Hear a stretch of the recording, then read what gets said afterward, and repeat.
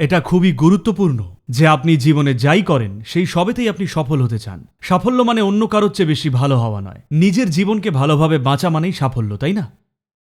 ঠিক, জীবনকে ভালো করে বাঁচাই হলো সাফল্য। কারোর চেয়ে এক ধাপ এগিয়ে থাকাটা সাফল্য নয়।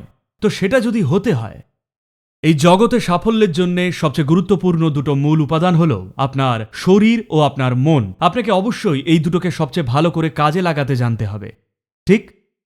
নয়তো কখনোই সফল হবেন না, হলেও হবেন ঘটনাচক্রে।